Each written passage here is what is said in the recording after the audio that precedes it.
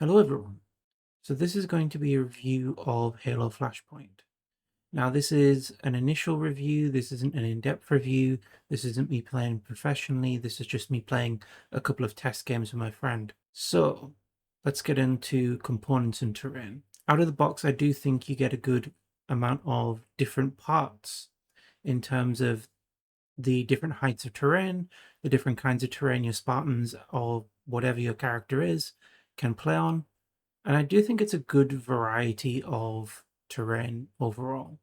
I think the texturing is actually particularly good on a lot of the terrain, and it does match the very Halo feel. It doesn't feel generic sci-fi. It feels genuinely quite Halo-y, if that is a word. And out of the box, you do, of course, get the cardboard terrain. All of the terrain in this set, save for a few pieces I'll get onto later, are cardboard. You literally slot them together in the little slots, and that is how you build your board up. It does mean that every time you try and play a game, you will be dealing with probably about 10-15 minutes of assembly, but I found it quite therapeutic actually. If you've had a stressful day, or you've had a hard time or a hard week, sitting down and building the terrain and dismantling the terrain is obviously much quicker. But building the terrain is like a good ritual to get your mind ready and thinking about, oh, so this is this height. How am I going to use this? How am I going to play this in our game? So it's quite an interesting kind of weird way of looking at the whole board before it's even been assembled and kind of planning out your strategies as well. There are other components as well, of course. The miniatures look absolutely fantastic, and I will hopefully have some really nice pictures up here now. They're a good mix of Halo 3's details and Halo 3's armor and Halo Infinite's as well. There's a little bit of a multi-generation thing going on, but I think that's also what was happening in Halo Infinite in general, like with its art style. The elites are size appropriate, which in the Halo games it feels like they really are not. But in this, the elites are absolutely massive, huge, and it's kind of ridiculous how big they are. But when you think about it, when you think about how they're described and how they act and how strong they are, it makes sense for them to be much, much bigger than even a genetically modified human character. The components in the terrain are authentic. You see a lot of authentic Halo kind of tokens that you would see in game. So everything kind of matches on that front. Excuse the slight angle change. The health trackers as well, where you have healing points, they are really, really good. They are made of plastic or resin. I'm not quite sure which, but they are very clear to see, and once you paint them to look more like the ones in the game, they will look very distinct on the board and be very easy to spot, I feel. The weapon drops themselves are, of course, interesting. You have little circles where the weapons would spawn.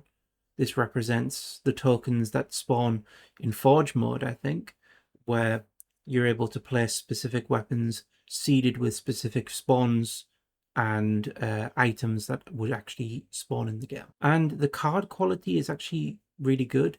They are printed on really high quality stock, and I'm not surprised at that. It's Mantic. Mantic does cards really well, but it's nice to see. The components and terrain don't feel cheap at all. They have a very premium feel to them, at least on the Spartan edition. Let me explain that. So there are two different versions of the game. There is the Recon edition and the Spartan edition. The Recon edition is much cheaper and much easier to access, but it literally only comes with the bare bone basics. Whereas the Spartan edition comes with a lot of the things that are extra, including the elites. So yeah, overall, I think for all of this, it feels like this is a premium game. This isn't just a cheap or cash grab. This is in many ways a spiritual kind of successor to Dead Zone. And Dead Zone is again that I think it's most fair to compare it to. The rules are quite similar, the design is quite similar, but none of the characters seem the same. It feels like they've taken the DNA of Dead Zone and updated it into something more, I guess, appropriate for Halo. There's a lot of mechanics that I feel like weren't in Dead Zone from memory. Again, it's been like 7 years since I played it. But when I was playing it, the bounce mechanic and all of these things were not in the game, which brings us on to mechanics and pacing. So you determine who went first on turn 1 with a simple d8 roll-off. You have alternative activations, so there's no simultaneous activations. I move a unit, you move a unit.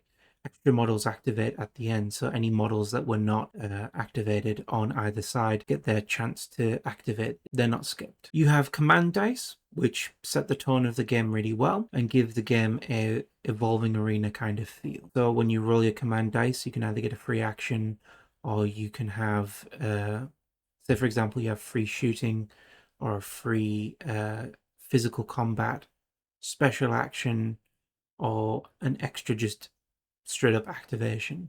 You are able to do that, and I feel like that sets the tone of the turn.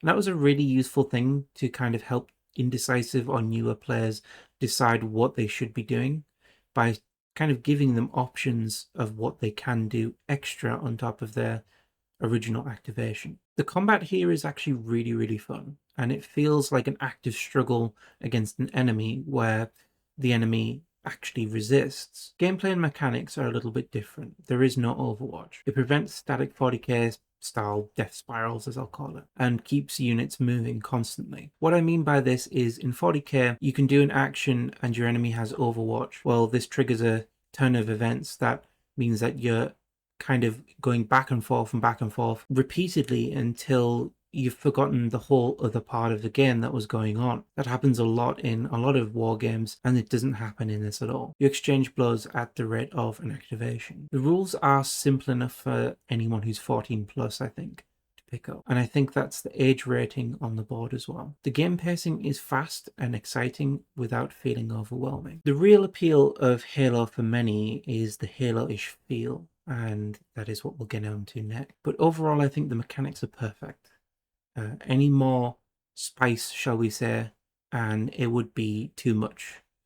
I feel like the game has more than enough choice just from initial impressions, and I think it's a really fun compromise between the vision of Halo versus having to play a board game that is just simply Halo style. It feels much more kind of developed than that, I feel. So everything in this game feels very, as I said, Halo. It feels like you are playing a Halo map. And quite a few times, it's quite strange for me to experience this, but quite a few times I forgot that I was playing a board game in a sense, and started strategizing in terms of what I would do in the game, what my character's capable of, and almost seeing them as players. And when you look at it through that sense, you tend to bond with the character a little bit.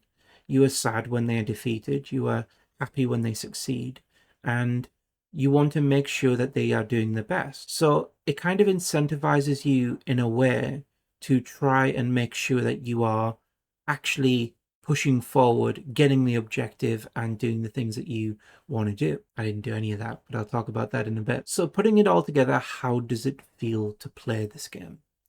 Really, really, really fun. And if you've never touched Halo before, this could be a good jumping off point.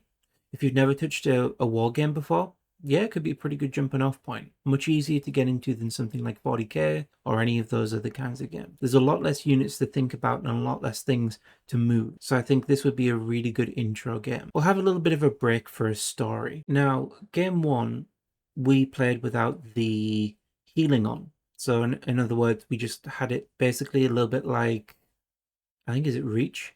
One of the other games where there is zero healing. And the healing is quite a vital kind of component of the game, of course. But we thought, what would it be like if for our first game it would be almost like, not permadeath, but your Spartans were very fragile in a sense. And that game was really fun. We were learning the rules and learning the mechanics and introducing them as time went on. So when we were doing it that way, we learned how everything worked.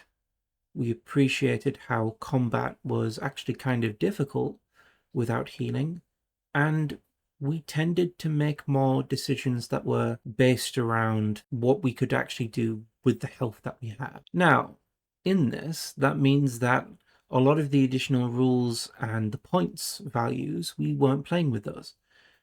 As a result, there was a significant advantage for the elites, in my opinion. my friend would disagree, but there was a lot of grenades being thrown in our general direction, mine and my team, and we did not appreciate this. We could have threw them back if we had only taken that skill in the points kind of distribution aspect. Game 2 is where the fun really began. We started to get many more power weapons. We had healing points. I got absolutely trounced, as you can imagine, as I do in every game. And I did change my team up a little bit, so I had a few more sharpshooters and a combat specialist with a shotgun. That actually worked really, really well for me, and I was able to put up much more of a fight. So I had a lot of fun in the first game, initially being introduced to it.